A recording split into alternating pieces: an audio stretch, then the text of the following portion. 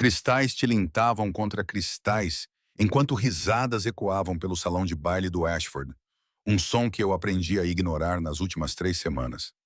200 convidados vestidos com vestidos de grife e smokings personalizados rodopiavam pelo espaço como fantasmas caros, e eu era invisível para todos eles, exatamente como deveria ser, exatamente como eu precisava que fosse.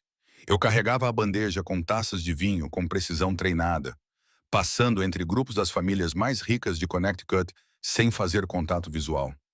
O uniforme que me deram era simples, de algodão cinza e branco que coçava na minha pele, mas pagava os 40 dólares por hora por baixo dos panos.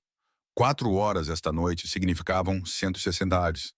Mais 3 turnos esta semana cobririam outra pequena parte da montanha de dívidas que esmagava meu peito cada vez que eu pensava nisso. Os 180 mil dólares. Era quanto custava o tratamento experimental.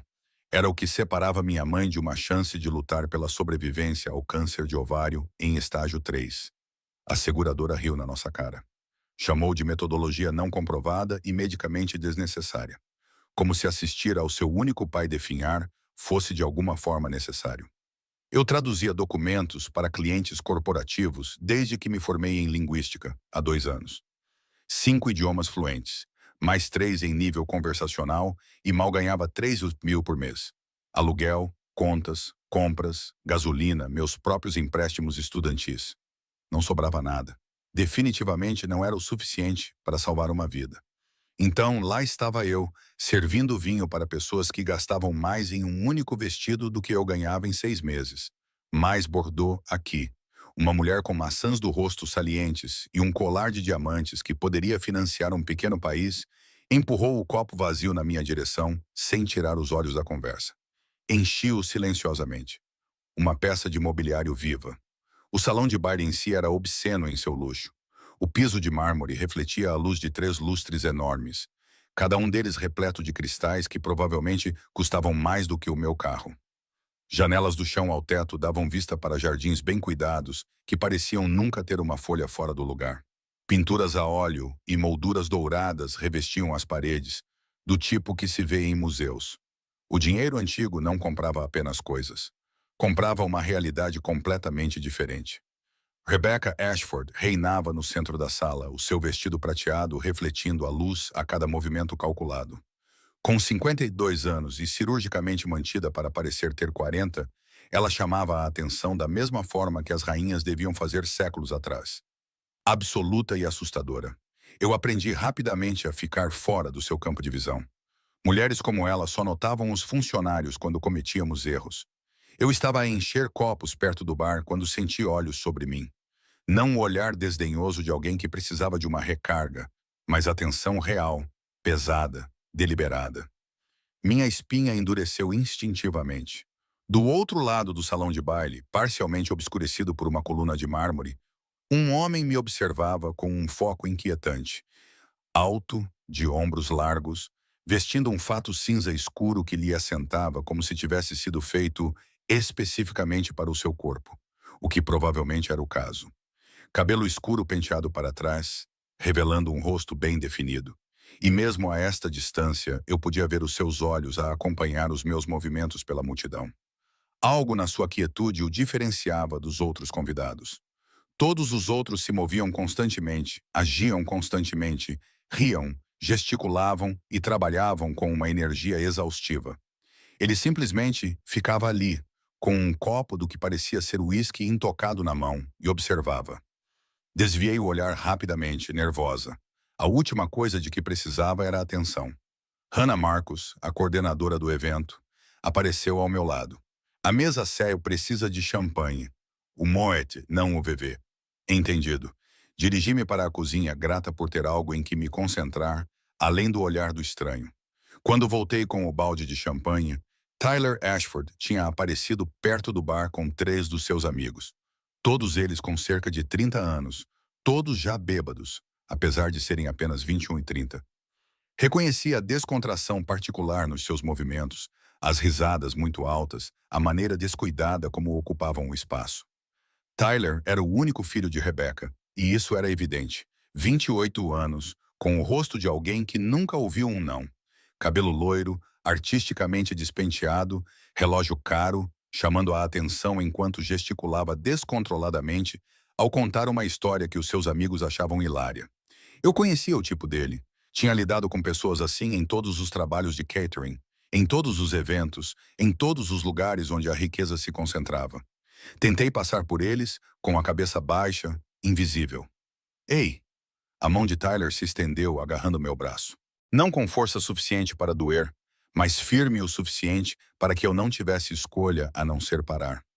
És nova.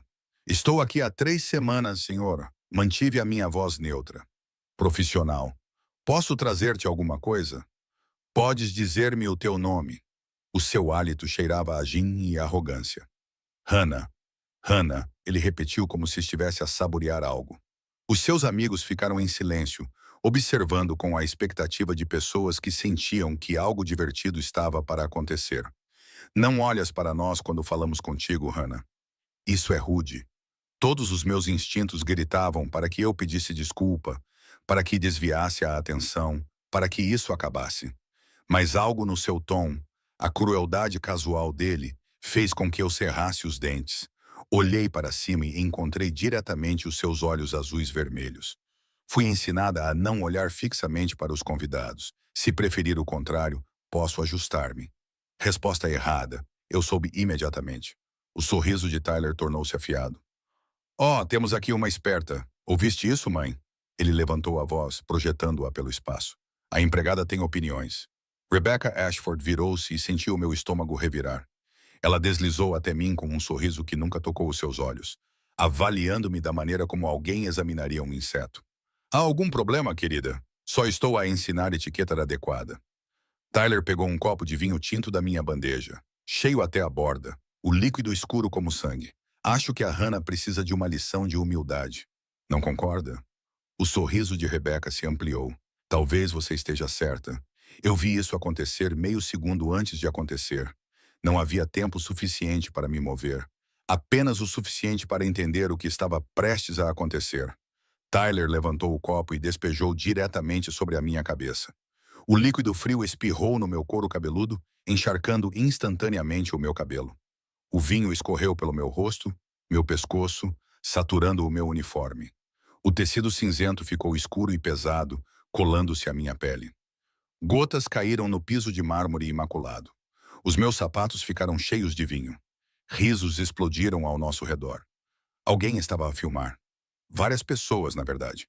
Telemóveis levantados como se fosse o ponto alto da noite deles. Talvez fosse. Ups! A voz de Tyler transbordava a preocupação fingida. Que falta de jeito da minha parte. Fiquei ali parada, com vinho a escorrer do meu queixo, e senti uma raiva tão forte a queimar no meu peito que pensei que ela poderia me consumir por dentro. As minhas mãos tremiam, não de medo, mas da força pura de querer esmagar a bandeja na cara presunçosa dele, gritar todos os palavrões que eu já tinha aprendido em 5 idiomas, para fazê-lo sentir uma fração do que ele tinha acabado de fazer. Mas não fiz isso porque precisava deste emprego, porque a minha mãe precisava daquele tratamento.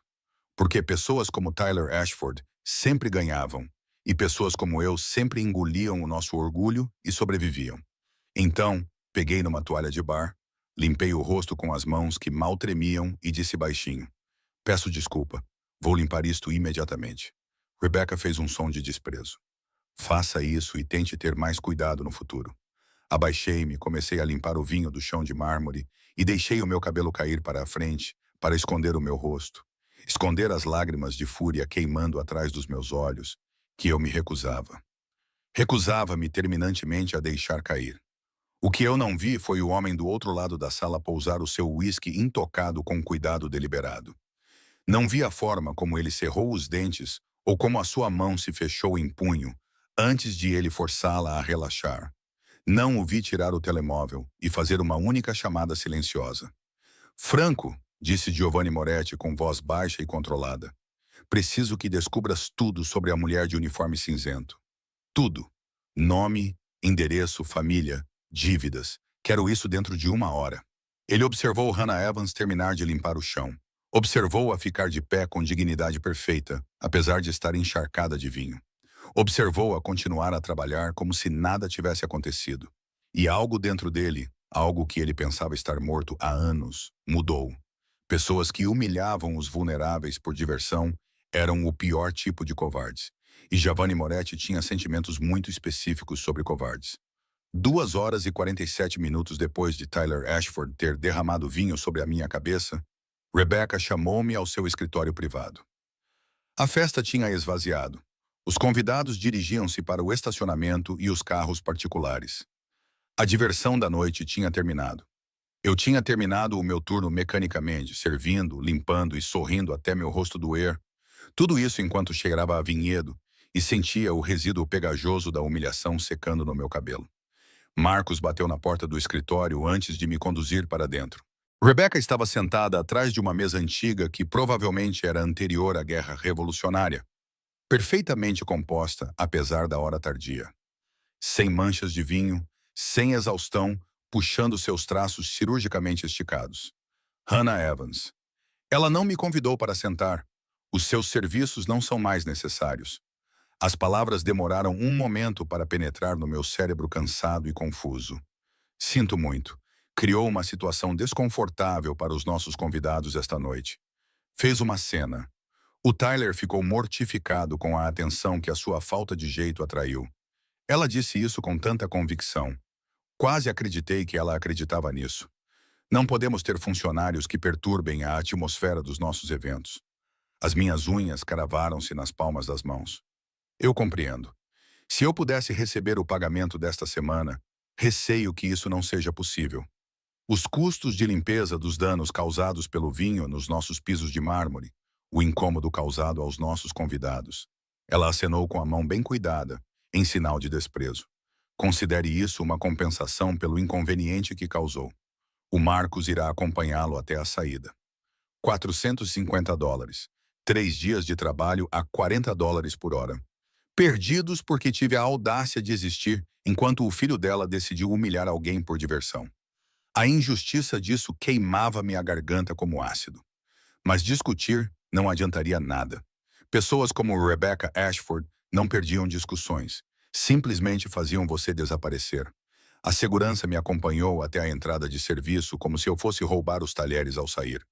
A noite de outubro batia fria contra o meu uniforme encharcado de vinho molhado e cruzei os braços enquanto descia a longa entrada de automóveis em direção à rua. Greenwich às 2 da manhã estava silenciosa, exceto pelo som dos meus passos e do tráfego distante na estrada.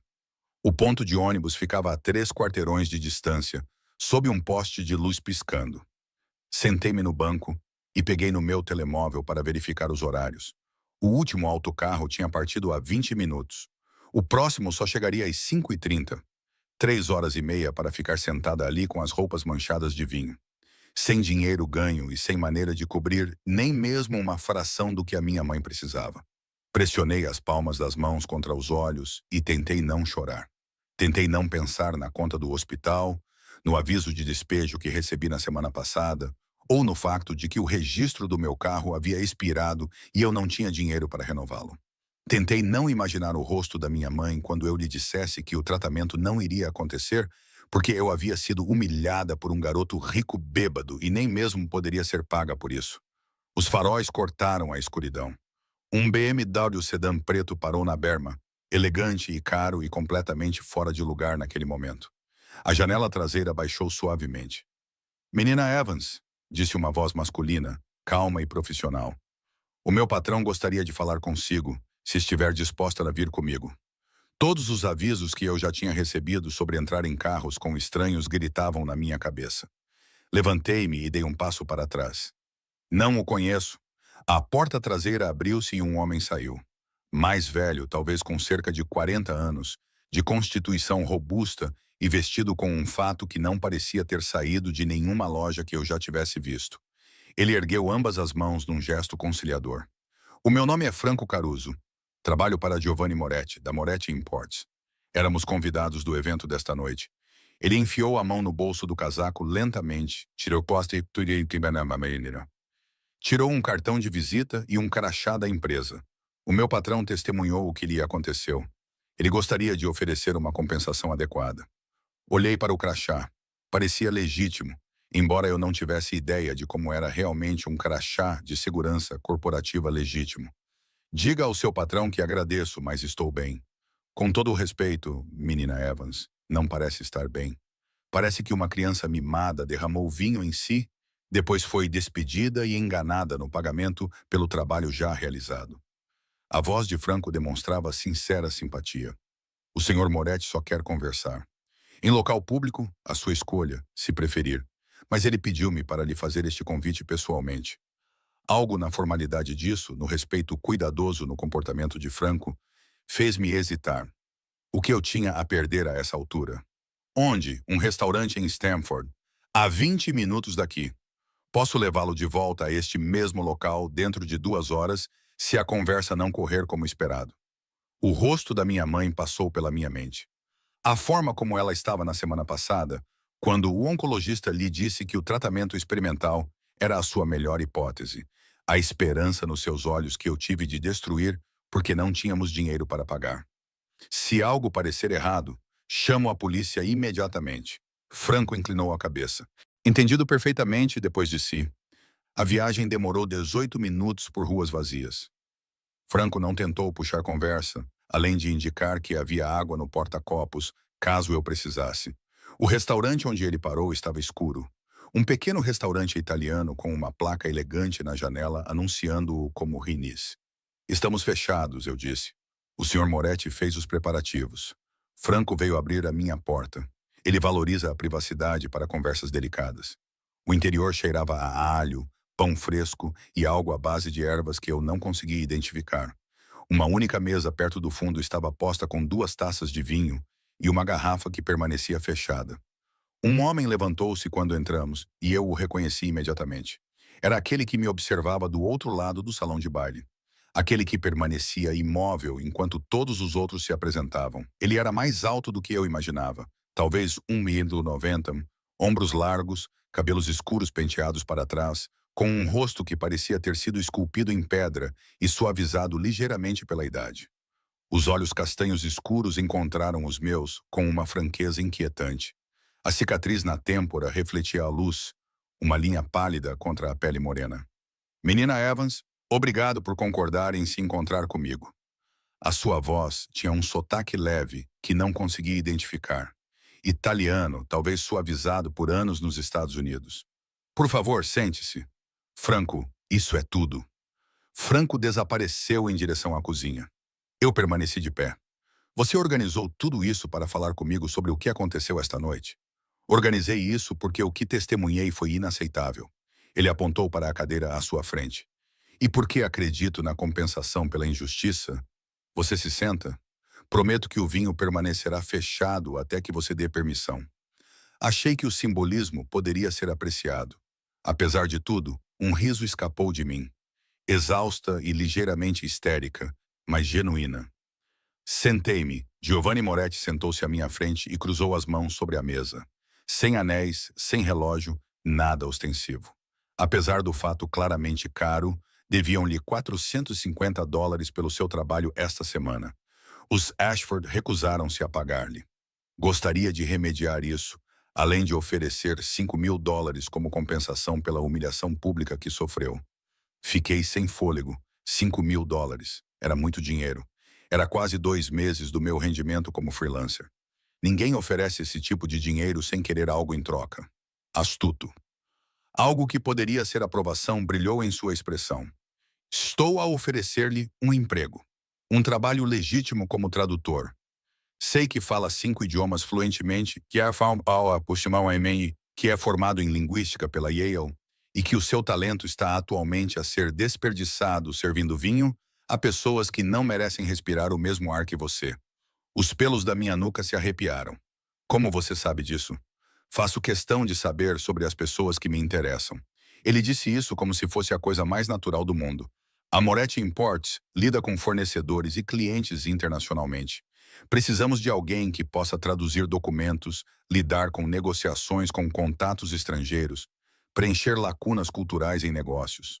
Os $6.000 por mês, benefícios padrão, horário flexível para que você possa continuar seu trabalho freelance se desejar. 6.000 por mês, 72.000 por ano. Era mais do que o dobro do que eu ganhava atualmente. Era o suficiente para cobrir o aluguel e as contas e ainda sobrar dinheiro. Era a salvação embrulhada numa oferta que não fazia absolutamente nenhum sentido. É bom demais para ser verdade. Mantive a voz firme. Qual é o senão? Não há senão. Apenas expectativas de profissionalismo e discrição. Fez uma pausa e acrescentou. Devo também mencionar que organizei uma doação para o Hospital Stanford. 50.000 dólares destinados especificamente ao Departamento de Oncologia para tratamentos experimentais do cancro. Anônima, é claro, mas suficiente para cobrir as necessidades de um paciente em particular. O mundo inclinou-se. Como sabe sobre a minha mãe, como eu disse, eu sei sobre as pessoas que me interessam. Giovanni recostou-se ligeiramente e notei que as suas mãos nunca se moveram da mesa, mantendo-as visíveis, não ameaçadoras. Sharon Evans, cancro de ovário em estágio 3, sendo tratada pelo médico Raymond Foster no Hospital Stanford. O tratamento custou 180.000 dólares. O seguro recusou a cobertura. Tens trabalhado em 3 empregos para tentar cobrir os custos. O terror e a fúria agitavam-se no meu peito. Este homem tinha me investigado. Sabia detalhes sobre a minha vida que eu tinha partilhado com quase ninguém. De alguma forma, conseguiu pagar o tratamento da minha mãe antes mesmo de falar comigo. Empresários normais não faziam isso. Empresários normais não tinham as conexões ou os recursos para movimentar esse tipo de dinheiro tão rapidamente. Pensei na formalidade cuidadosa da abordagem de Franco. O restaurante fechado marcado para as 2 da manhã. A maneira como Giovanni se sentou com absoluta quietude, confortável com o silêncio, de uma forma que sugeria que estava habituado a que as pessoas tivessem medo dele. Ele estava a oferecer-me dinheiro e salvação. E tudo o que eu tinha de fazer era ignorar a verdade óbvia de que estava sentado à frente de alguém perigoso. Se eu aceitar, disse lentamente, preciso de parâmetros, nada ilegal, nada que comprometa a minha integridade. Se isso não for aceitável, vou-me embora agora mesmo. Giovanni estudou-me por um longo momento. Então sorriu e isso transformou todo o seu rosto. Fez com que parecesse mais jovem, quase acessível. Ou é muito corajosa ou muito desesperada. Suspeito que seja ambas as coisas. Os seus parâmetros são aceitáveis. Traduz documentos e ajuda em negociações comerciais internacionais. Nada mais. Ele estendeu a mão por cima da mesa. Olhei para os calos na palma da sua mão, que não combinavam com o seu fato caro, e percebi que aceitar este aperto de mão mudaria tudo. Apertei a sua mão. O seu aperto era caloroso, firme e absolutamente seguro. Bem-vinda a Moretti Imports, menina Evans. O escritório da Moretti Imports ficava num armazém reformado perto do porto de New Haven. Tudo era tijolo exposto e piso de concreto polido que ecoava a cada passo. No meu primeiro dia, Franco me mostrou o local com o orgulho casual de alguém exibindo algo genuinamente impressionante.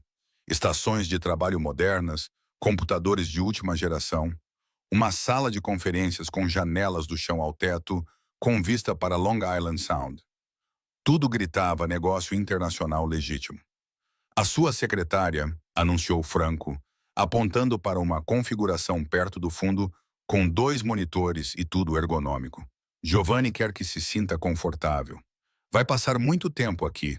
Ele não estava errado. As 2 primeiras semanas passaram num ritmo que parecia quase normal. Documentos chegavam diariamente. Manifestos de embarque de Roterdão e Gênova, faturas comerciais para importação de vinho e têxteis, contratos com fornecedores europeus que precisavam de tradução do italiano e do espanhol. Eu cruzava referências terminológicas, garantia que a linguagem jurídica correspondesse entre os idiomas e enviava o trabalho concluído por e-mail para o assistente de Giovanni. O dinheiro aparecia na minha conta bancária com pontualidade. 6.000 dólares no dia 15. De repente, o aluguel não era mais assustador. Eu podia comprar mantimentos sem calcular cada item. O hospital ligou para confirmar que o tratamento da minha mãe estava totalmente financiado e programado para começar na semana seguinte. Devia ter sido uma sensação de salvação. Em vez disso, parecia uma espera, porque eu não era estúpida. E as inconsistências acumulavam-se como provas que eu não podia ignorar. As reuniões aconteciam em horários impossíveis. Chegava às 8 horas da manhã e encontrava o Giovanni e o seu círculo íntimo a sair da sala de conferências. Todos pareciam estar ali há horas. Havia chávenas de café por todo o lado e o ar estava pesado com o fumo de cigarro, apesar dos regulamentos do edifício. Uma vez, cheguei às 7 e encontrei-os a começar. Homens de fatos escuros com armas visíveis sob os casacos. Franco explicou-me, quando me apanhou a olhar, que se tratava da coordenação de envios antecipados. Fuso horário europeu, exceto que eu tinha traduzido documentos de envio suficientes para saber que a coordenação legítima acontecia por e-mail e videochamadas agendadas, não em reuniões à porta fechada ao amanhecer com homens armados. A segurança era outra pista. Eu já tinha trabalhado em escritórios corporativos. Os seguranças eram geralmente ex-polícias entediados, contando os dias para a reforma. Esses homens moviam-se como militares ativos, examinando todas as entradas, com as mãos sempre perto das armas escondidas. Eles conheciam táticas, formações, sabiam como controlar um espaço. Depois, havia as conversas que paravam abruptamente sempre que eu me aproximava. Giovanni falava italiano rápido com os seus capitães, e no momento em que os meus passos ecoavam no corredor, silêncio. Quando eu entrava com os documentos traduzidos, eles mudavam para um inglês tão insosso que era óbvio que tinha sido ensaiado. A remessa de Milão chega na terça-feira. O fornecedor confirmou os preços dos têxteis. Nunca nada específico, nunca nada real. Franco tornou-se meu aliado inesperado nas primeiras semanas, embora eu suspeitasse que até isso fosse calculado. Ele começou a trazer-me café pela manhã, perguntou sobre o tratamento da minha mãe, contou histórias sobre a sua própria família em Providence. 26 anos a trabalhar para a família Moretti, disse ele com algo parecido com orgulho. Começou como motorista e foi subindo na carreira. Giovanni é um bom chefe, disse ele uma vez, sem que eu perguntasse. Leal às pessoas que são leais a ele. Lembra-se da gentileza, mas também nunca esquece a falta de respeito. O aviso foi gentil, mas inequívoco. Pesquisei tarde da noite no meu portátil, procurando variações de Moretti Imports Connecticut e Moretti Family New Haven. O negócio legítimo existia. 40 anos de documentos oficiais de constituição e declarações fiscais, mas enterrados em arquivos de notícias locais e fóruns de crimes reais. Encontrei os rumores. A família Moretti controlava o porto de New Haven desde os anos 80. Dinheiro italiano antigo, estruturas tradicionais, conexões que iam das docas à prefeitura. Cosa Nostra, a máfia americana. Sentei-me à mesa da cozinha a olhar para os resultados da pesquisa e senti o estômago revirar. Giovanni Moretti não era apenas um empresário. Ele era um chefe, e eu estava a traduzir documentos que provavelmente lavavam dinheiro, ocultavam remessas ilegais, forneciam cobertura para quaisquer operações que exigissem uma fachada internacional. Eu deveria ter desistido. Devia ter ido embora enquanto ainda podia. Mas o primeiro tratamento da minha mãe estava marcado para quinta-feira. A terapia experimental que poderia salvar a sua vida. $50.000 que eu não tinha, fornecidos por um homem que sabia exatamente em que ponto de pressão apertar. Então continuei a trabalhar, continuei a traduzir, continuei a fingir que não sabia o que realmente estava a fazer. Na terceira semana, tudo desmoronou. Eu estava sozinho no escritório, depois da meia-noite, a terminar uma tradução urgente de documentos de envio que o Giovanni precisava para uma reunião matinal. Todos os outros tinham saído há horas. O edifício estava silencioso, exceto pelos sons distantes do porto e pelo clique do meu teclado. Então ouvi vozes no corredor. Baixas, urgentes, zangadas. Congelei, com os dedos pairando sobre as teclas. A sala de conferências deveria estar vazia. Eu verifiquei antes de me acomodar para o turno da madrugada. 3 mortos. A voz de Giovanni ecoava pela porta entreaberta, fria, com raiva controlada. Eles atacaram a carrinha no armazém. Sabiam exatamente quando e onde. Alguém falou. Os albaneses estão ficando ousados. Outra voz mais velha falando italiano. Ben acha que pode tomar o território pela força. Deixe-o pensar que vamos revidar amanhã à noite. Com o dobro da força. Deixem claro o que acontece quando se mexe com as operações de Moretti. O meu sangue gelou. Retaliar. Com o dobro da força. Não eram negociações de negócios. Era guerra. Eu precisava sair, Precisava sair antes que percebessem que eu estava ali, antes que ouvisse mais do que poderia fingir não ter ouvido. Fechei o meu portátil o mais silenciosamente possível, peguei na minha bolsa com as mãos trêmulas. O soalho rangeu sob os meus pés como um tiro. O silêncio invadiu o edifício, completo e absoluto. Depois, passos, medidos e deliberados, dirigindo-se na minha direção. Giovanni apareceu na porta da sala de conferências e, pela primeira vez desde que o conheci, vi o homem por baixo da civilidade cuidadosa, olhos inexpressivos e avaliadores, linguagem corporal predatória, tudo nele irradiando violência controlada. Hannah, o meu nome soava diferente na sua boca agora. Não era cortesia profissional, era algo mais pesado. Há quanto tempo estás aqui? Eu estava a terminar as traduções de envio. Não foi minha intenção. A minha voz falhou. Eu devia ir. Não. Ele avançou e eu recuei instintivamente. Bati na minha secretária. Ouviste? Não era uma pergunta. Acenei com a cabeça, incapaz de forçar as palavras a passar pelo terror que me fechava a garganta. Ele estudou-me por um longo momento. Algo calculista acontecia por trás daqueles olhos escuros. Vem comigo. Não era um pedido. Seguiu até a sala de conferências, onde 4 homens estavam sentados à volta da mesa. Todos eles a olhar para mim com expressões que variavam entre a suspeita e a hostilidade declarada. Franco estava encostado à parede com o rosto cuidadosamente neutro. Giovanni gesticulou para que eu me sentasse. Fiquei de pé. Se eu estivesse prestes a morrer, faria isso de pé. Ouviste coisas que não devias ouvir, disse Giovanni calmamente. Agora temos um problema. Sabes demais para simplesmente ir embora. E dado o que está a acontecer com os nossos amigos albaneses, deixar-te sair desprotegido seria irresponsável. Não vou contar a ninguém. As palavras saíram desesperadamente. Vou esquecer tudo o que ouvi. Vou demitir-me, desaparecer. O que você quiser. Não é assim que as coisas funcionam. Ele encostou-se à mesa de conferências, de braços cruzados. Você tem 2 opções. Primeiro, continuar a trabalhar aqui com pleno conhecimento do que fazemos. O salário dobra para 12.000 por mês. Você e a sua mãe recebem a nossa proteção. Transparência total. Chega de fingir. Olhei para ele. E a segunda opção, custódia protetora, casa segura, local isolado, segurança total, até que a situação territorial se resolva. Pode levar semanas, pode levar meses. O tratamento da sua mãe continua, mas você ficaria sob guarda. Para sua segurança, a sala girou ligeiramente. Ambas as opções eram gaiolas, apenas de tamanhos diferentes. Essas não são realmente escolhas. Não, ele concordou com brutal honestidade. Não são. Sabes o que eu sou agora? O que fazemos?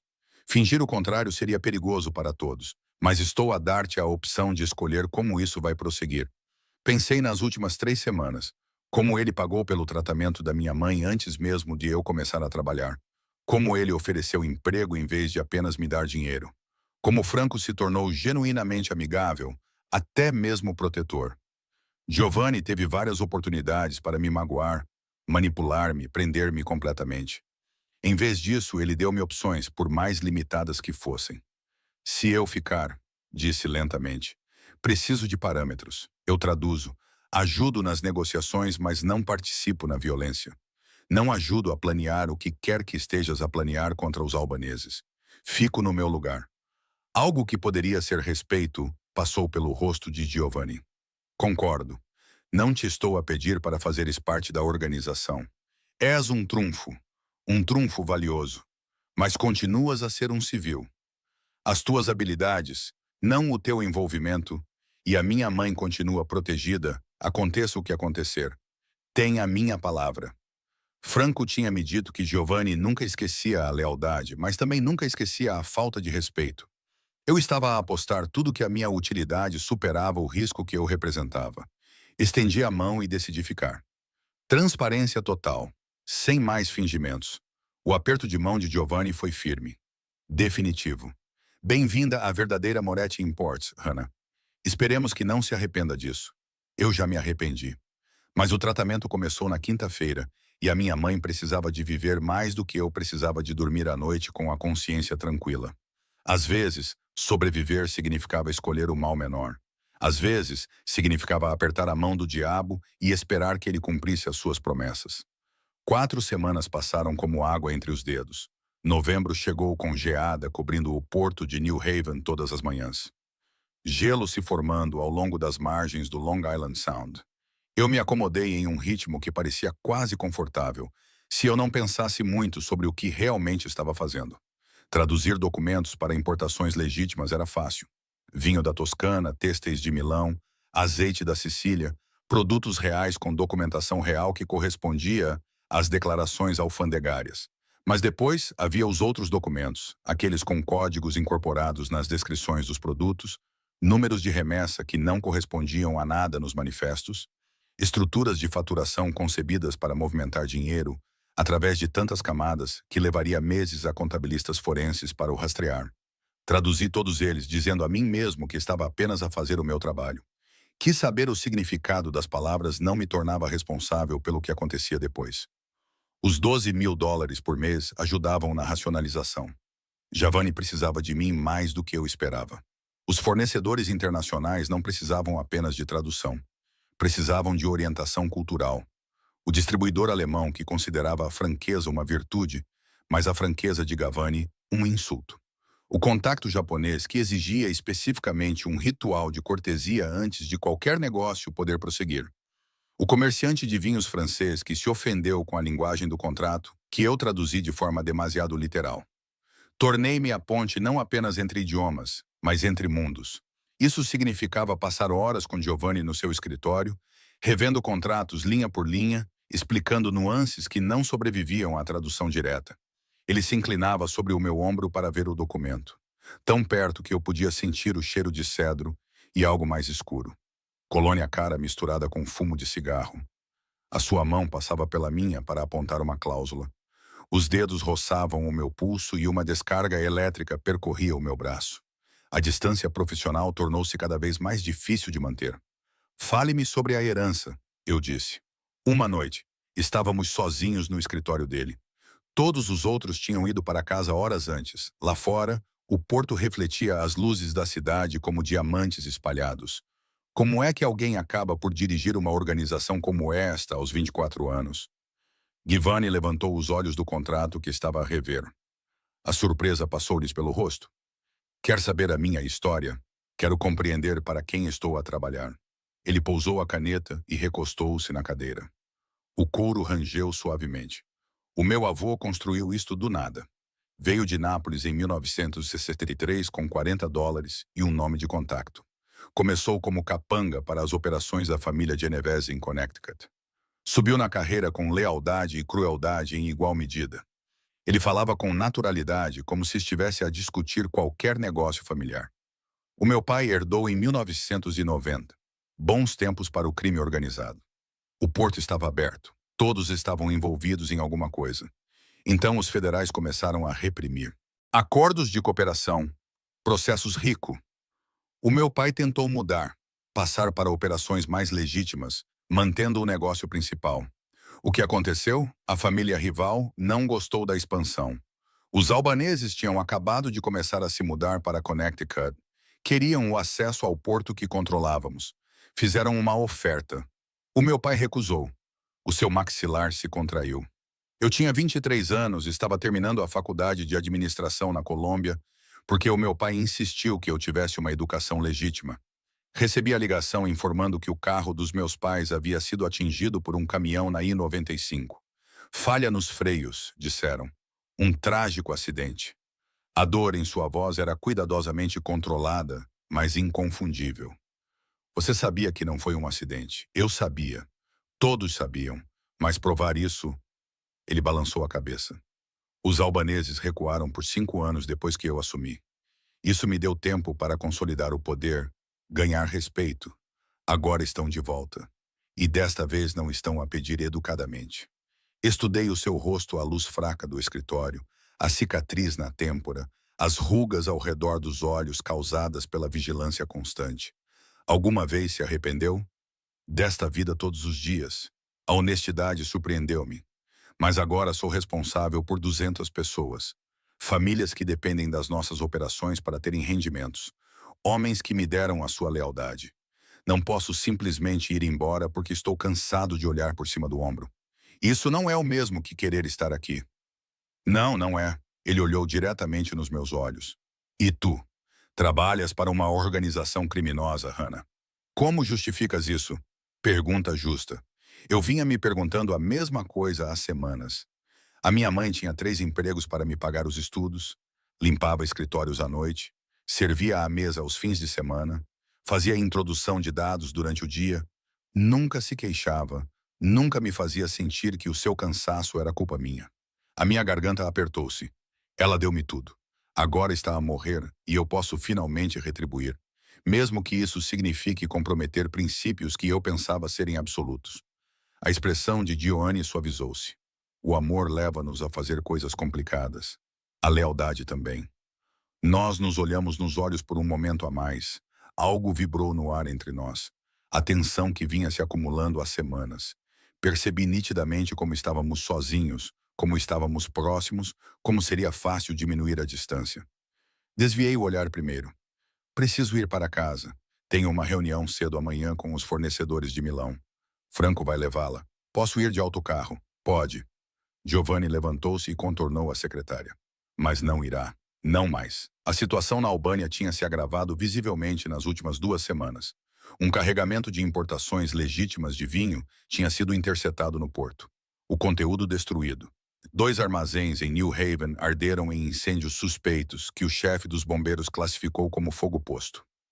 Um dos capitães de Giovanni teve o carro incendiado em plena luz do dia. A segurança foi reforçada em todas as operações. Mais homens, mais armas, mais paranoia. Eu tinha ganhado 2 sombras. 2 guardas que me seguiam para todo o lado com discrição profissional. A mercearia, para visitar a minha mãe, ao meu apartamento, sempre a 6 metros de distância. Nunca intrusivos, mas absolutamente presentes. Isto é mesmo necessário? Perguntei ao Franco quando ele os apresentou pela primeira vez. Ordens do chefe. Agora és valioso. Isso faz de ti um alvo. Valioso, não seguro, não protegido por bondade. Valioso como qualquer outro ativo. A minha mãe percebeu imediatamente quando a visitei no Hospital Stanford para a sua segunda sessão de tratamento. Os guardas esperaram no átrio, visíveis o suficiente para serem preocupantes. Hannah. Ela agarrou a minha mão enquanto eu ajustava a sua linha IVAF. O que se passa? Quem são aqueles homens? Segurança. O meu empregador é muito consciente em relação à segurança. O teu empregador? Sharon Evans olhou para mim com olhos que viam através das minhas mentiras desde que eu tinha 5 anos. Aquele que está a pagar por tudo isto? Ela apontou para o quarto privado, os medicamentos experimentais, o melhor oncologista do país que, de alguma forma, encontrou tempo na sua agenda para um caso de caridade de Connecticut. Sim, e ele exige que tenha as guardas armados. Não consegui mentir para ela. Não sobre isso. É complicado, mãe. É perigoso. Mais do que eu gostaria de admitir. Estou a ter cuidado. Não foi isso que perguntei. Sentei-me na beira da cama dela e segurei a sua mão. Parecia menor do que eu me lembrava. Frágil. O trabalho em si não é perigoso. Mas há pessoas que podem querer prejudicar o meu empregador. Ter alguém a vigiar-me é uma precaução. Estás a trabalhar para criminosos. Não é uma pergunta. Estou a trabalhar para alguém que tem condições financeiras para salvar a tua vida. A minha voz falhou. Sei que não é o ideal. Sei que não é o que querias para mim. Mas, mãe, o tratamento está a funcionar. O Dr. Foster diz que o tumor diminuiu 15%. 15% em 3 semanas. Os olhos dela encheram-se de lágrimas. Oh, querida, nunca quis que te comprometesses por minha causa. Passaste 27 anos a comprometer-te por minha causa. Deixa-me retribuir o favor. Ela abraçou-me e sentiu seus ombros tremerem. Promete-me que vai ser inteligente. Promete-me que vai sair se ficar muito perigoso. Prometi. Outra mentira. Porque ambos sabíamos que eu não iria embora enquanto ela precisasse de tratamento. Enquanto Giovanni tivesse essa carta na manga, eu estaria preso como se tivesse assinado um contrato com sangue. Mas estar preso não significava estar indefeso. E ser valioso significava que eu tinha minha própria vantagem. Se eu quisesse sobreviver no mundo de Giovanni Morad, precisava de parar de pensar como uma vítima e começar a pensar como uma jogadora. O pensamento deveria ter me aterrorizado. Em vez disso, parecia o primeiro reconhecimento honesto que eu fazia em semanas. Eu estava completamente, irreversivelmente envolvida nisto. Era hora de parar de fingir o contrário e descobrir como jogar o jogo sem me perder completamente. Giovanni estava certo sobre uma coisa. O amor e a lealdade levavam-nos a fazer coisas complicadas. Só esperava que não acabassem por me matar. O consultório do oncologista cheirava antisséptico e falsas esperanças. O Dr. Foster analisou as últimas imagens da minha mãe com o otimismo cauteloso de alguém que aprendeu a não prometer milagres. Mas os números não mentiam. Redução de 23% no tamanho do tumor. Marcadores sanguíneos a melhorar. A cor dela tinha voltado. O cinzento da doença a dar lugar a algo que parecia quase saúde. Ela está a responder melhor do que eu ousava esperar, disse o Dr. Foster, ajustando os óculos. Se esta trajetória continuar, poderemos ter uma remissão total dentro de 6 meses. 6 meses. A minha mãe poderia viver porque eu tinha apertado a mão do diabo e concordado em traduzir os seus pecados para um inglês adequado. A consulta demorou mais do que o esperado. Quase 2 horas de discussões detalhadas sobre ajustes de medicação e exames futuros. Quando finalmente saímos, o sol de novembro já tinha começado a descer em direção ao horizonte, lançando o Stamford Hospital em tons de âmbar e sombra.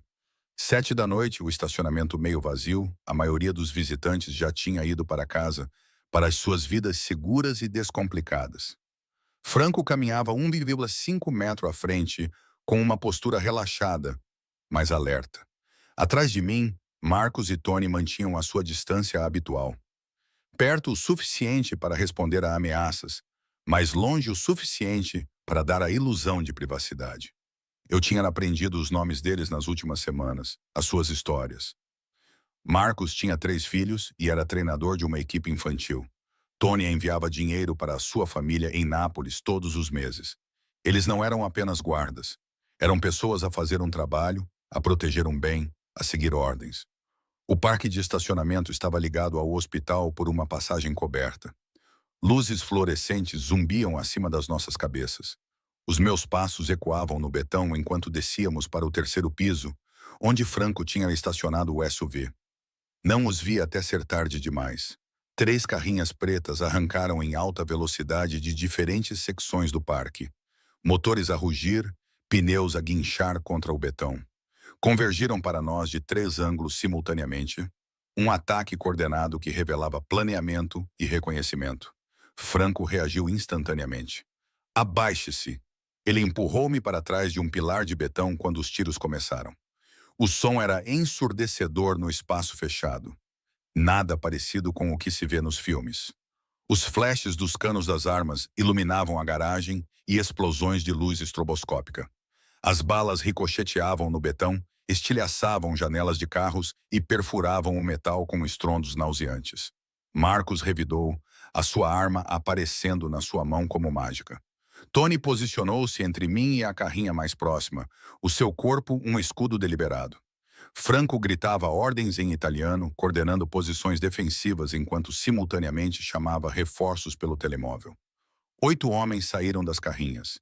Eu os vi rapidamente entre os tiros, rostos cobertos por máscaras pretas, movimentos eficientes e militarmente precisos.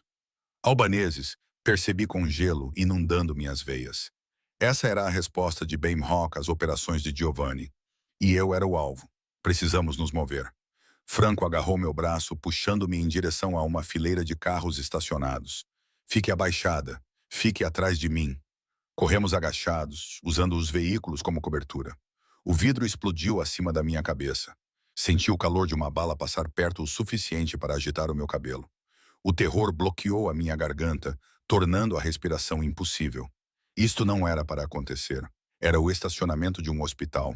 Pessoas normais vinham aqui para se curar, para ter esperança, não para serem apanhadas numa guerra entre máfias. Os atacantes gritavam uns para os outros em albanês, coordenando-se, flanqueando. O meu cérebro processou automaticamente a língua deles, mesmo em meio ao pânico. Segunda equipa, entrada sul, cortar a fuga. Viva! O chefe quer-lhe viva. Eles queriam levar-me. Usar-me como moeda de troca contra o Giovanni. Eu seria a refém perfeita. Alguém em quem ele tinha investido. Alguém com valor suficiente para o fazer negociar. O Franco disparou 3 tiros rápidos. Derrubou um atacante. Marcos, cobertura à esquerda. Mas eram demasiados e continuavam a chegar. Profissionais, implacáveis, dispostos a morrer para cumprir o seu objetivo. Então ouvi o comandante da equipa albanesa a dar instruções rápidas ao esquadrão de flanco. Escada sul. 2 homens. Encerrem-nos. Franco e os outros não entendiam albanês. Estavam prestes a cair numa emboscada. Franco. Agarrei o casaco dele, puxando-o para trás. Entrada sul.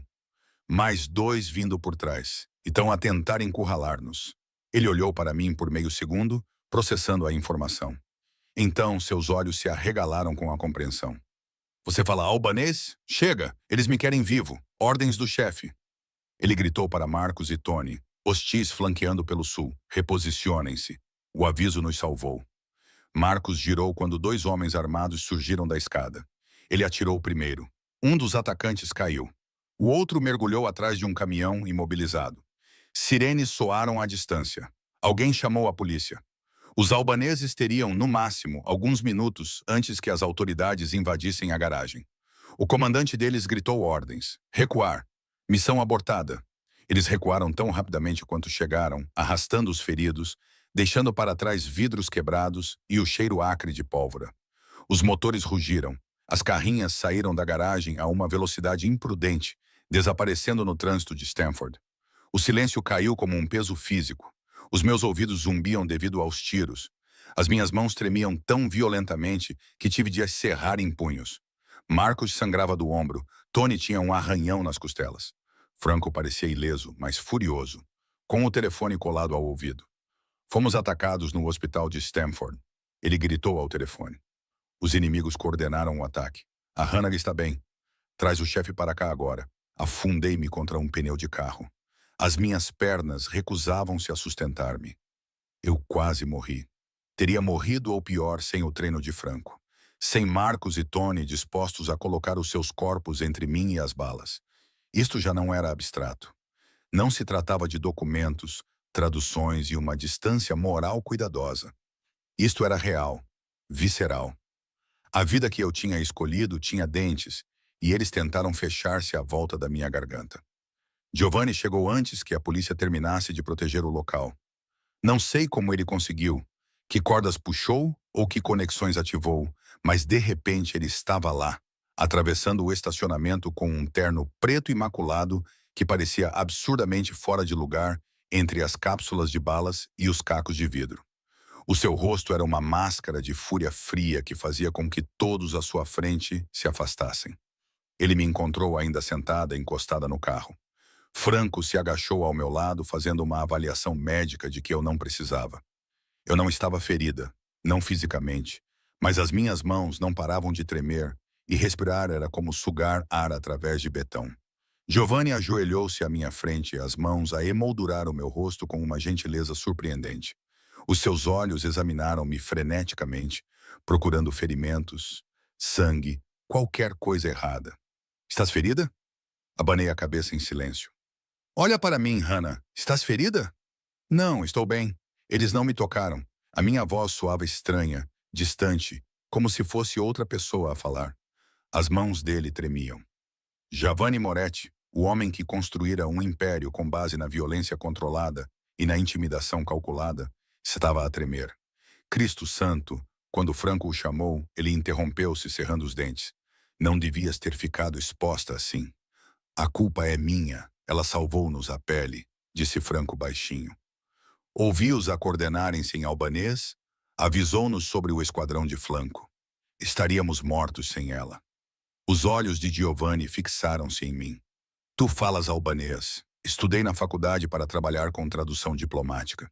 O absurdo de discutir a minha educação linguística enquanto estava sentada numa cena de crime quase me fez rir. Não parecia relevante até começarem a tentar raptar-me. De repente, ele puxou-me contra o seu peito, com um braço à volta dos meus ombros e a outra mão a segurar a minha nuca. Senti o seu coração a bater contra a minha bochecha. Senti a tensão a vibrar em todos os seus músculos. Ele segurou-me como se eu pudesse desaparecer se ele me soltasse. Quase te perdi, disse ele no meu cabelo com voz áspera. Pensei, Cristo, Hannah, Não consigo. Envolvi os meus braços à sua volta, ancorando-me no seu calor sólido. Ele cheirava a cedro, fumo e algo indefinível que era ele. Segura, apesar de tudo. Segura porque ele tinha movido céus e terras para chegar até aqui. Porque a ideia de me perder tinha lhe tirado toda a camada de controlo cuidadoso. A polícia aproximou-se fazendo perguntas. Giovanni soltou-me com relutância, levantou-se e voltou a ser o homem de negócios, suave e cooperativo, explicando que o seu funcionário tinha sido alvo de rivais que tentavam prejudicar o seu negócio de importação. Ele tinha advogados a chegar, declarações preparadas, tudo o que era necessário para transformar isto em algo que a polícia pudesse arquivar sem investigar muito a fundo. Porque era assim que o seu mundo funcionava. Violência contida, consequências geridas, verdade enterrada sob camadas de explicações aparentemente legítimas.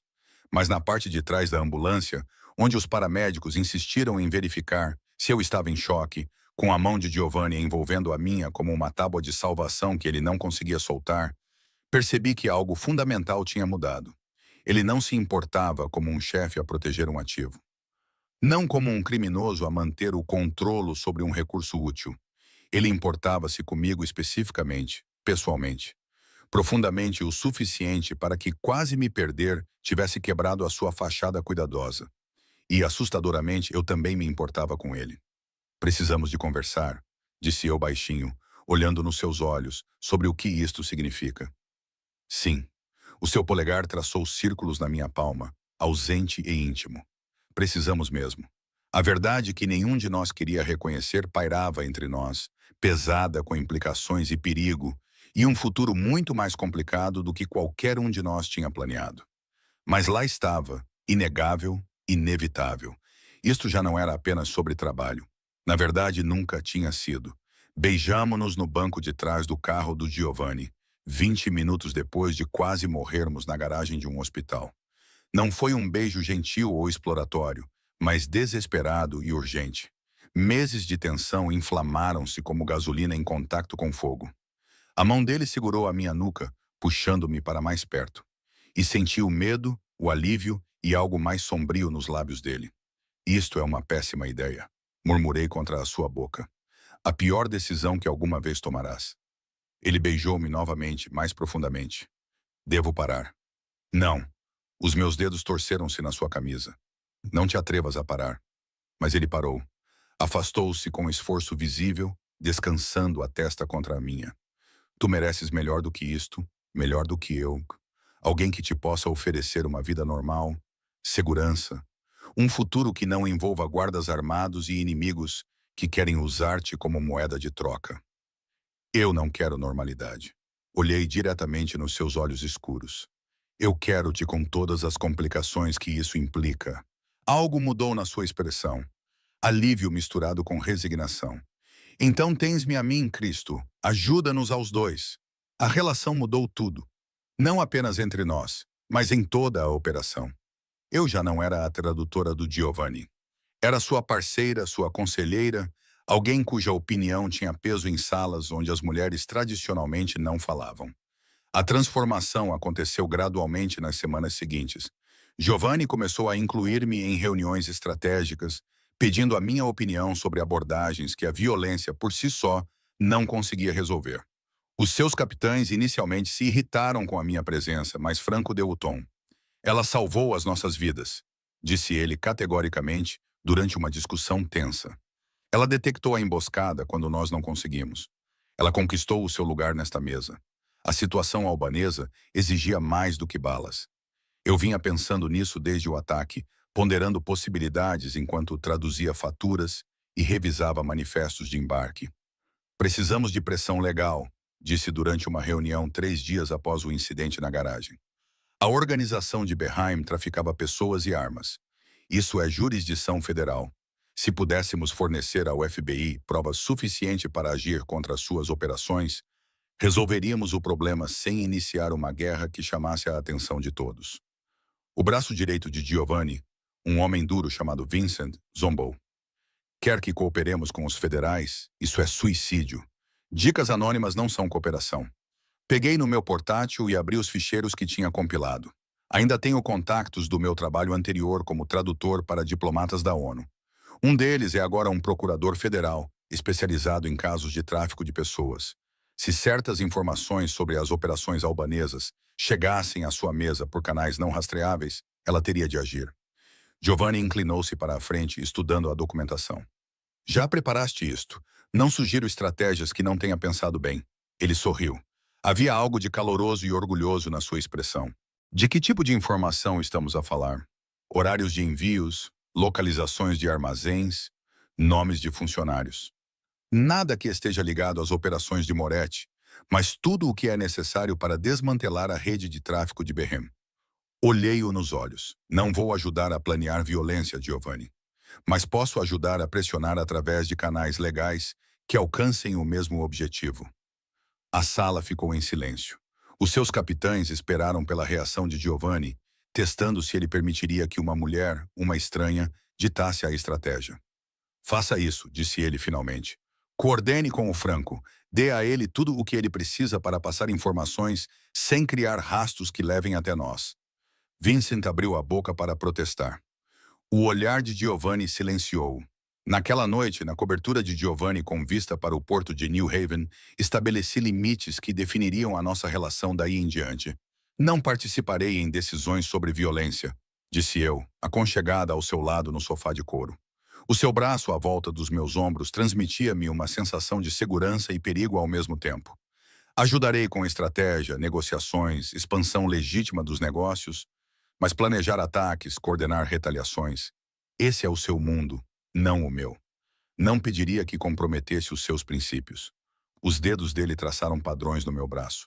Você é valiosa justamente porque pensa de maneira diferente de nós. Vê soluções que nós não vemos porque fomos condicionados a resolver problemas com força. Não te importas que eu estabeleça limites, Hannah. Ele levantou o meu queixo, obrigando-me a olhar para ele.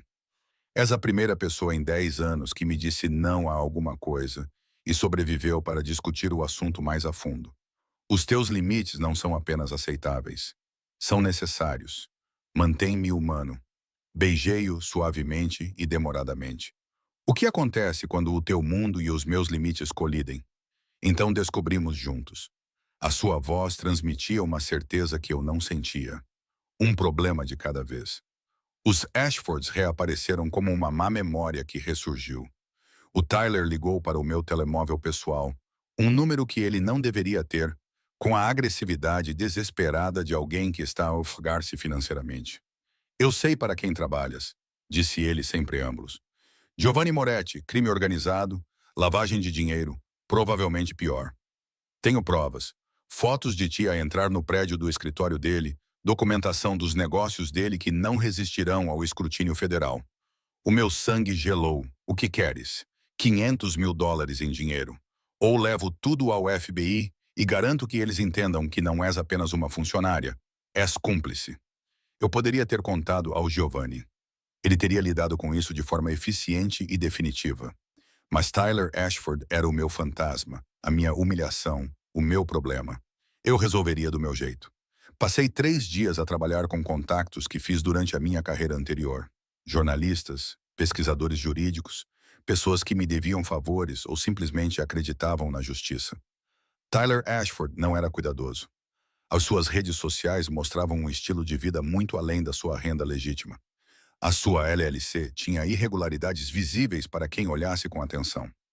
A minha chance veio de uma repórter do Hartford Courant, a quem eu tinha ajudado com um trabalho de tradução em uma investigação de corrupção 2 anos antes. Ela estava a investigar uma fraude de zoneamento em Greenwich quando o nome de Tyler surgiu.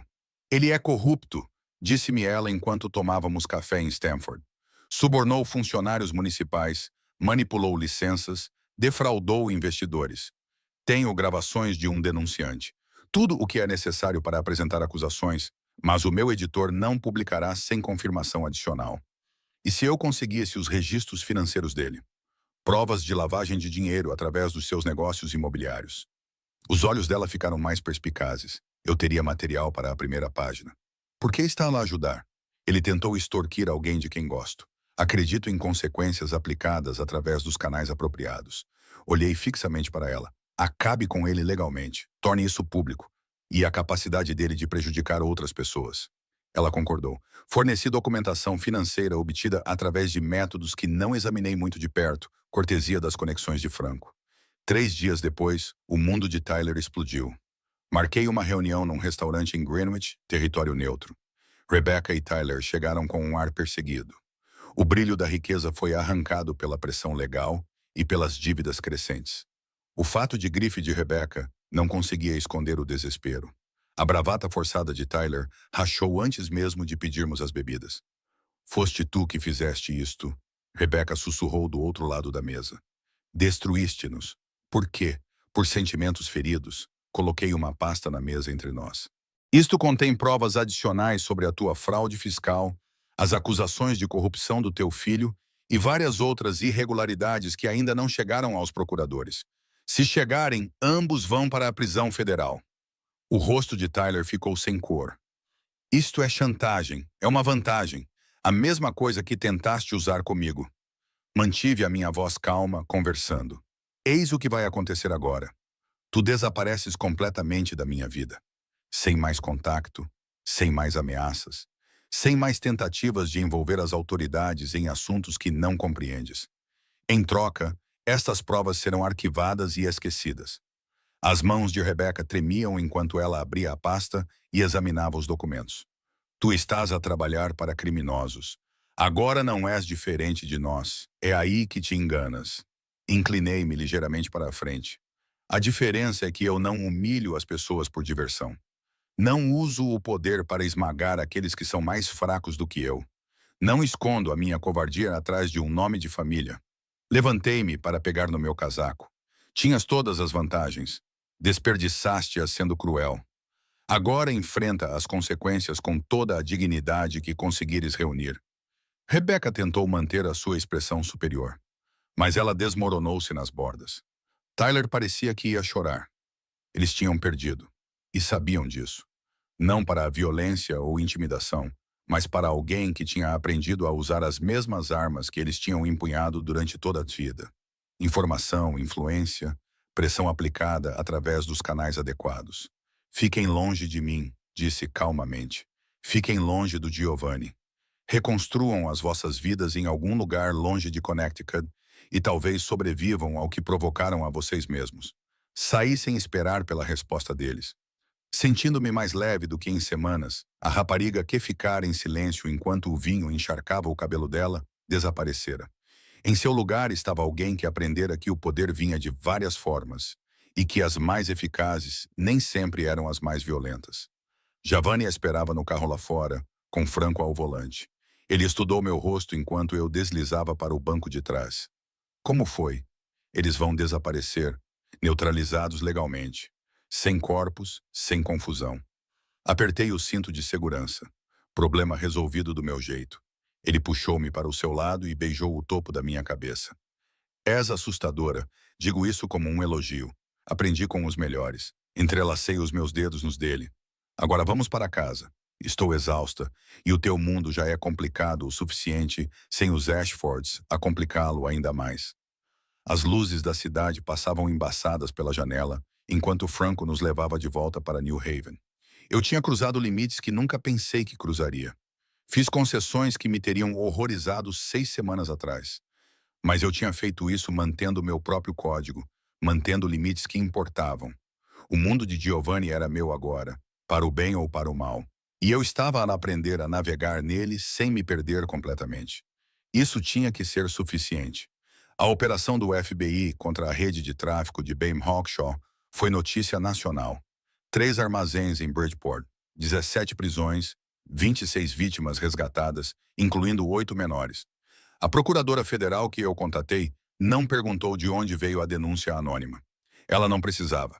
As provas eram irrefutáveis. A documentação era tão detalhada que praticamente redigiu as acusações por si só. Giovanni assistiu à cobertura da notícia em seu escritório. Expressão indecifrável. Você fez isso, nós fizemos isto. Sentei-me na beira da sua secretária. Pressão legal em vez de contagem de corpos.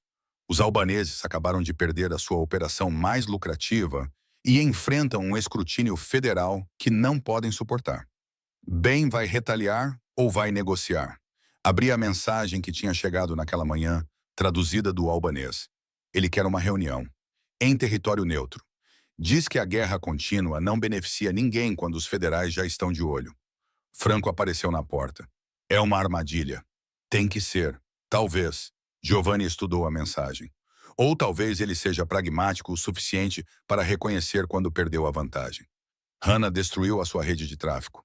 Isso representava 60% da sua renda.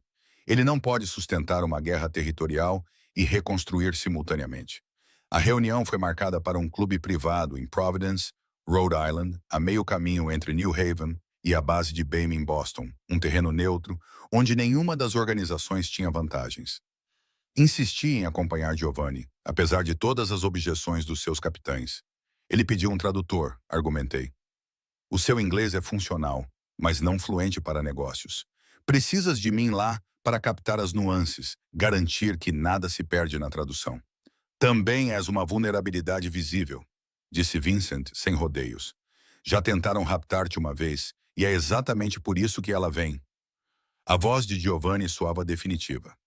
Bem precisa de ver que Hannah não é a minha fraqueza. Ela é a minha vantagem. Isso muda o cálculo. A viagem demorou 90 minutos no frio de dezembro. 3 SUV a viajar em formação. Sentei-me ao lado de Giovanni no veículo do meio. Franco conduzia. A tensão era palpável. Giovanni segurou a minha mão durante toda a viagem, o polegar traçando círculos na minha palma. Um hábito nervoso que eu aprendi a reconhecer. Se isto correr mal, disse ele baixinho, Franco tem ordens para te tirar de lá primeiro. Não discuta. Não lute com ele. Apenas vá. Nada vai dar errado. Apertei os dedos dele. Estamos a negociar com força.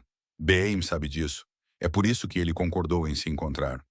O clube era a personificação da riqueza antiga. Painéis de madeira, cadeiras de couro e pinturas a óleo de industriais falecidos. Uma sala de jantar privada havia sido preparada, com uma mesa, 8 cadeiras e segurança posicionada do lado de fora. BAME chegou com 3 homens, todos eles irradiando violência controlada, apesar do traje formal. BAME Hawkshaw era mais velho do que eu esperava, talvez 55 anos, com fios prateados entre os cabelos escuros e olhos que avaliam ameaças com deficiência prática. Ele olhou para mim da maneira como alguém examina uma complicação inesperada. Traz uma mulher para uma reunião de negócios? Ele dirigiu a pergunta a Giovanni num inglês com sotaque. Trago o meu tradutor e conselheiro estratégico. Giovanni puxou a minha cadeira pessoalmente, uma declaração deliberada. Hannah Evans, ela fala albanês fluentemente, entre outras línguas. Algo cintilou na expressão de BAME. Cálculo conveniente. As negociações começaram profissionalmente. Divisões de território, horários de acesso ao porto, limites acordados para diferentes operações. Giovanni propôs algo revolucionário, especialização baseada na eficiência em vez da violência. Os albaneses poderiam operar em territórios específicos sem interferência de Moretti, mas evitariam áreas residenciais que atraíssem a atenção federal.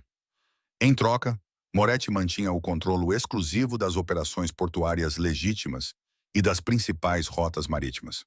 Estava quase a funcionar, quase civilizado. Então, o tenente de Baqueim disse algo em albanês ao seu chefe, baixo e presumivelmente privado. O italiano é fraco. Deixa uma mulher falar por ele como um cão treinado. Mantive a minha expressão neutra, continuei a tomar notas. Deixei-os pensar que não compreendia. Ben respondeu na mesma língua, com voz cheia de desprezo. Todos os homens acabam por ficar fracos. Este deixa uma prostituta aconselhá-lo nos negócios. Concordamos com os termos e depois esmagamo-lo quando surgir a oportunidade.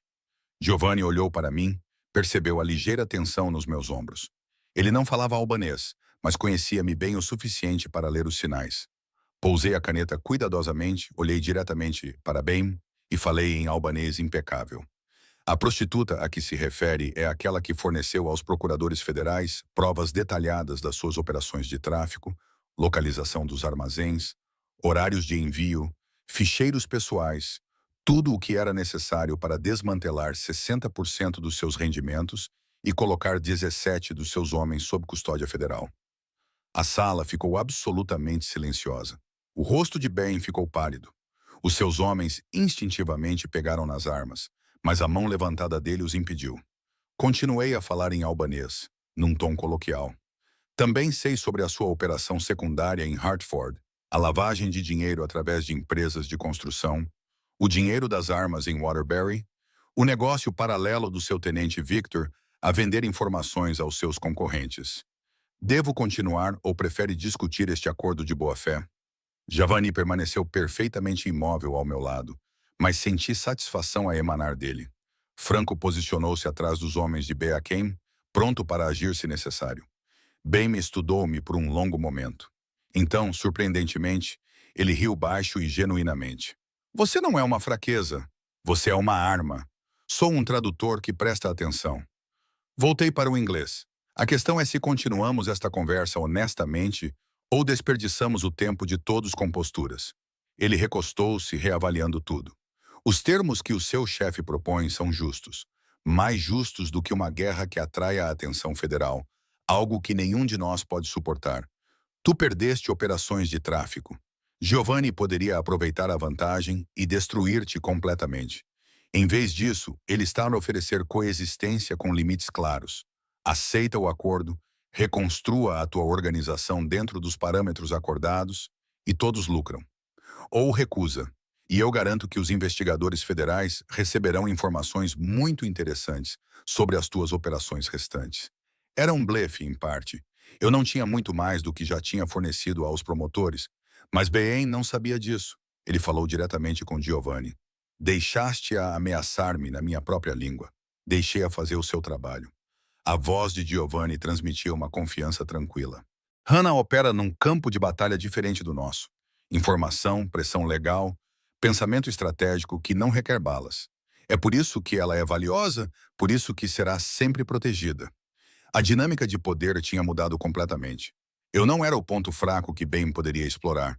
Eu era a razão pela qual atacar Giovanni se tornara exponencialmente mais perigoso. Concordo, Ben estendeu a mão sobre a mesa. Divisão de território conforme proposto, sem interferência nos limites acordados. Paz. Giovanni apertou a mão com firmeza. Paz com o entendimento claro de que violações têm consequências. Entendido. Os olhos de Ben se voltaram para mim. Você é uma mulher incomum. A maioria não sobreviveria neste mundo. A maioria não o escolheria. Encarei o seu olhar com firmeza. Estou aqui pelas minhas próprias razões. Tudo o que peço é respeito pelos limites e inteligência para não me forçar a agir. Saímos de Providence com um tratado. Frágil, mas funcional. No SUV a caminho de New Haven, Giovanni puxou-me para o seu lado e riu com alívio. Aterrorizou-o, um senhor do crime albanês de 55 anos, e fez com que ele cedesse primeiro. Eu disse a verdade. Às vezes, isso é mais assustador do que violência. Franco chamou a minha atenção pelo espelho retrovisor. O chefe está certo. És assustadora. Lembra-me de nunca te irritar. A paz durou 3 dias antes que o informante de Franco relatasse que elementos rebeldes albaneses estavam a planear uma emboscada.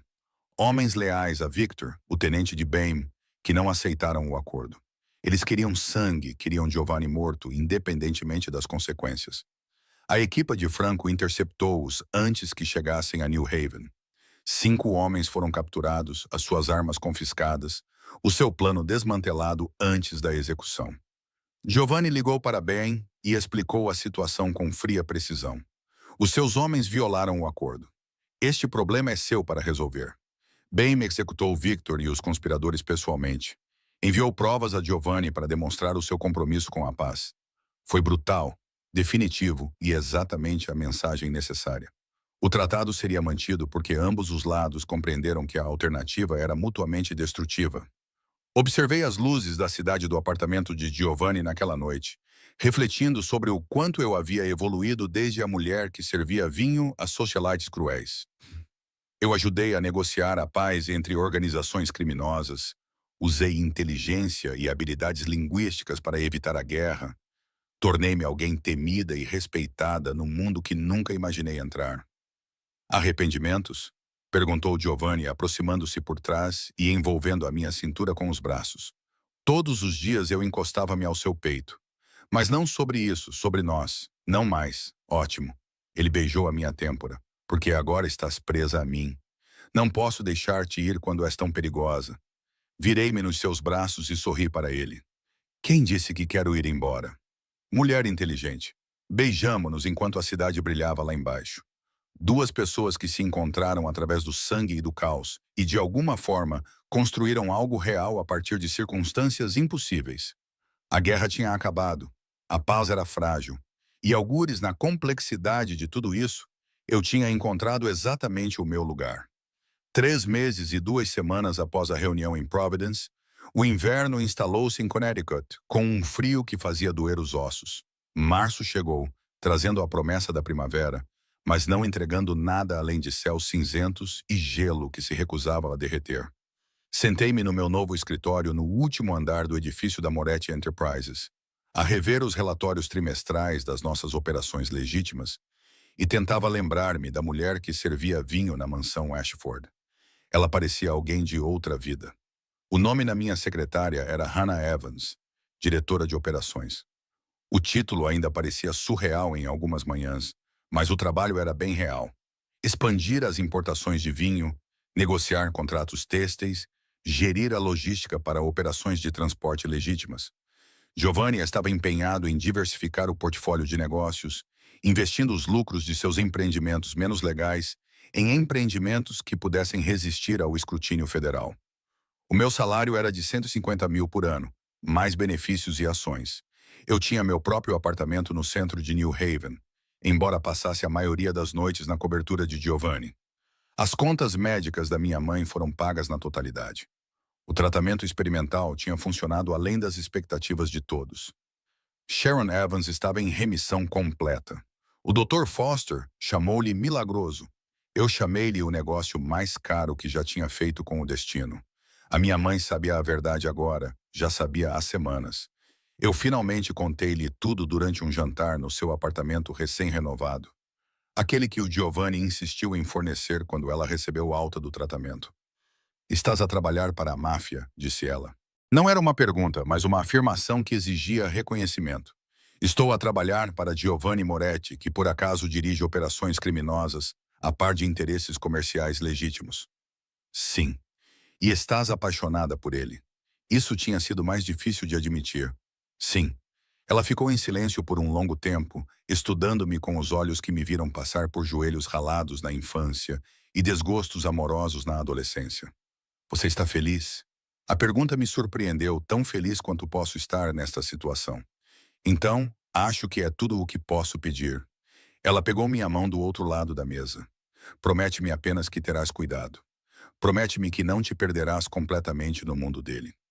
Eu prometi, embora ambos soubéssemos que os limites que eu tinha estabelecido já estavam mais difusos do que eu pretendia. Uma batida na porta do meu escritório tirou-me da memória. Franco entrou com café e a sua habitual expressão de preocupação paternal. Ele tinha se tornado algo como família nos últimos meses. Protetor e leal de uma forma que me fez entender por que Giovanni confiava nele. Com certeza. O chefe quer que você vá para a sala de conferências, disse ele, colocando o café na minha mesa. Reunião com fornecedores em 20 minutos. Os alemães estão a ser difíceis novamente em relação aos termos do contrato. Eles são sempre difíceis. Guardei a folha de cálculo e peguei no meu tablet. Deixe-me adivinhar. Eles querem prazos de pagamento mais curtos e prazos de entrega mais longos. Como é que sabe? Porque a eficiência é uma virtude alemã, mas a aversão ao risco também. Eles querem que absorvamos toda a incerteza enquanto mantém a máxima flexibilidade. Franco sorriu. É por isso que você é o diretor de operações e eu sou apenas o tipo que dispara contra as pessoas. És muito mais do que isso. Dei-lhe uma cotovelada enquanto caminhávamos em direção à sala de conferências. És o tipo que dispara contra pessoas e faz um café excelente. A reunião decorreu exatamente como previsto. 3 horas de negociação conduzidas numa mistura de inglês e alemão. Eu traduzia não apenas palavras, mas também expectativas culturais. Giovanni compreendeu instintivamente quando pressionar e quando ceder. Saímos com termos favoráveis para ambos os lados. Mais um contrato garantido que gerou receita legítima e fortaleceu a nossa reputação internacional. És assustadora nas negociações, disse Giovanni depois, sozinhos no escritório dele. O fornecedor alemão chamou-te de Zernfra, a mulher de ferro. Melhor do que o QBM me chamou. Ele puxou-me para o colo dele com os braços à volta da minha cintura. Como é que o BM te chamava? O albanês tem um vocabulário muito colorido para mulheres perigosas. A maior parte não é traduzível em companhia educada. Beijei-o suavemente, mas foi por respeito, que era o objetivo. Respeito. A mão do Giovanni percorreu a minha espinha. Ganhaste isso de todos na organização. O Franco está pronto para te adotar. O Vincent até sorriu a uma das tuas sugestões na semana passada. Isso é inédito. Ainda sou uma estranha. Não. A sua voz transmitia certeza absoluta. A tua família agora. A minha família. Isso significa algo neste mundo. O peso dessa afirmação recaiu sobre mim. Família no mundo de Giovanni significava proteção, lealdade e obrigações mais profundas do que contratos legais. Significava que eu fazia parte de algo maior e mais complicado do que eu jamais imaginei. O meu telemóvel vibrou com um lembrete.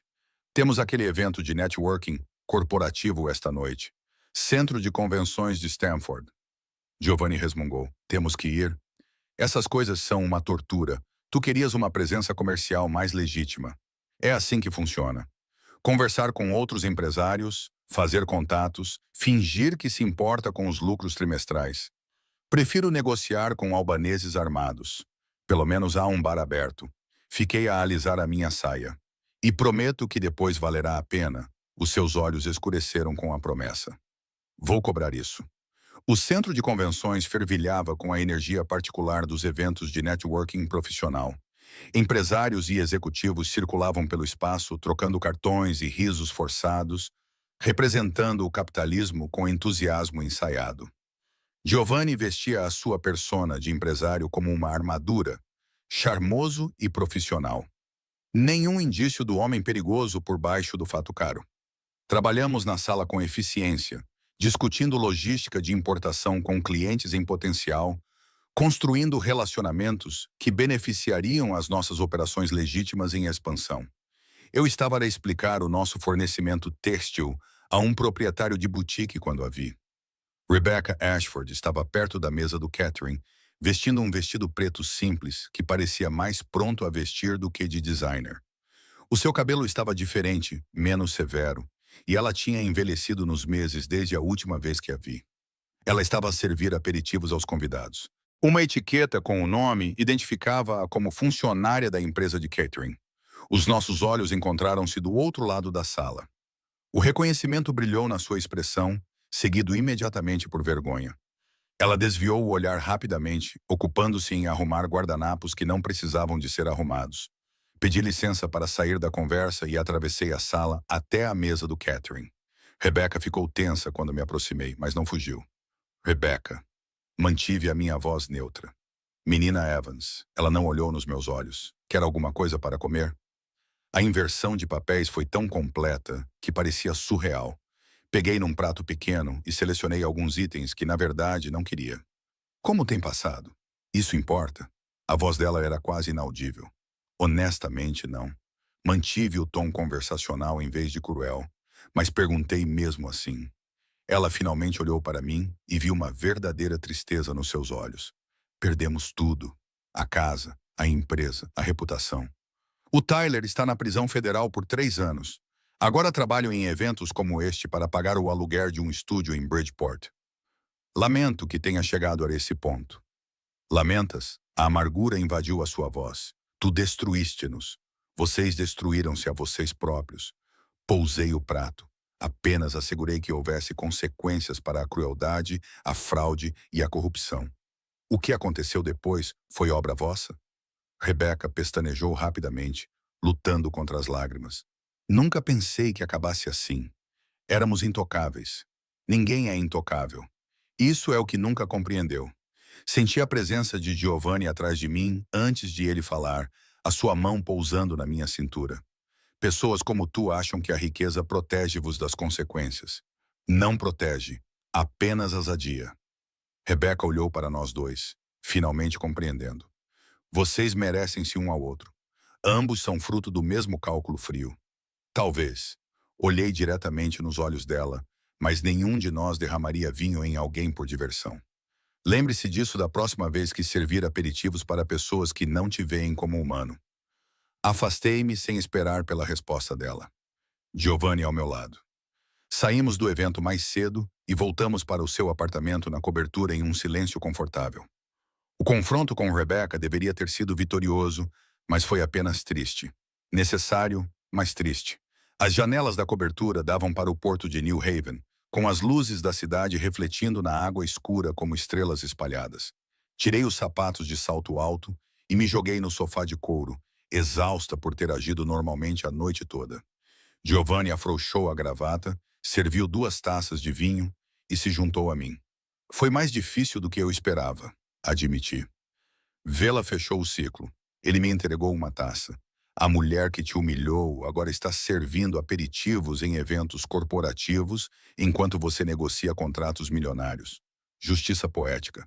É justiça ou apenas mais crueldade com uma justificativa melhor? Giovanni me estudou seriamente. Você mostrou misericórdia ao ir embora. Você poderia tê-la destruído ainda mais, tornado esta noite impossível. Em vez disso, reconheceste a humanidade dela, mesmo quando ela negou a tua. Isso não é crueldade, Hannah, é graça. Bebi um gole de vinho, deixei as palavras dele assentarem. Tu também mudaste.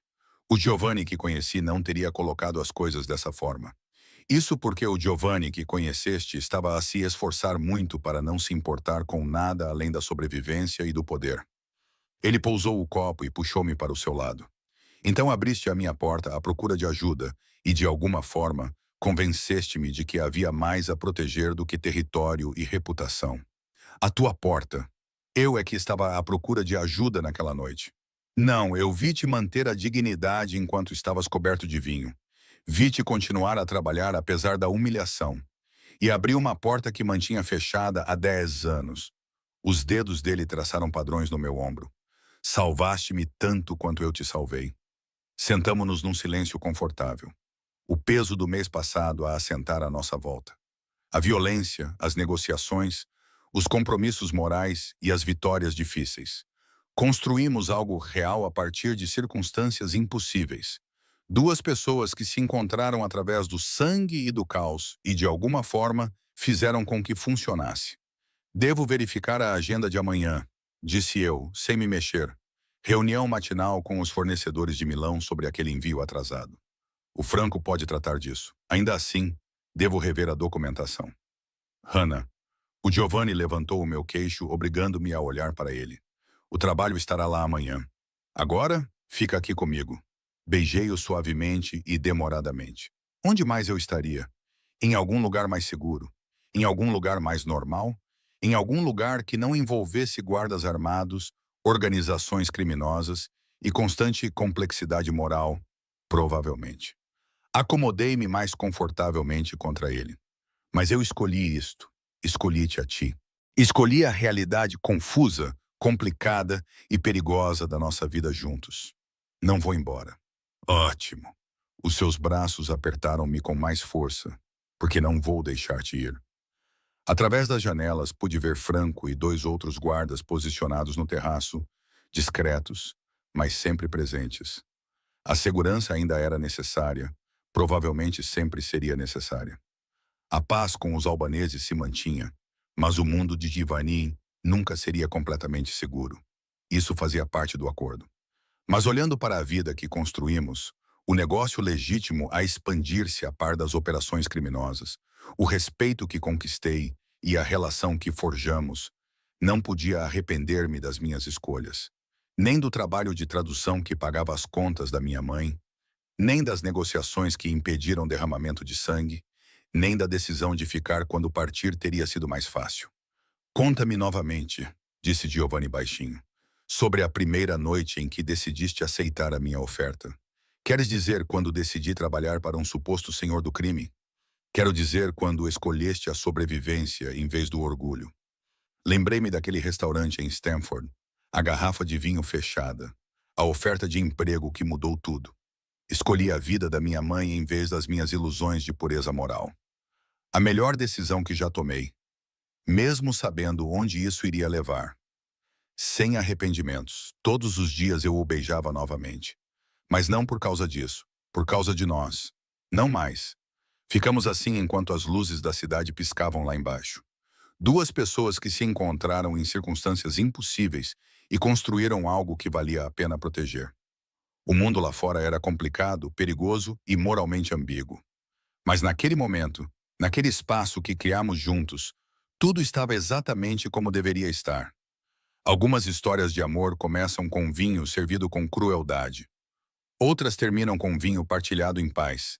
A nossa teve os dois, e tudo o que era complicado entre eles.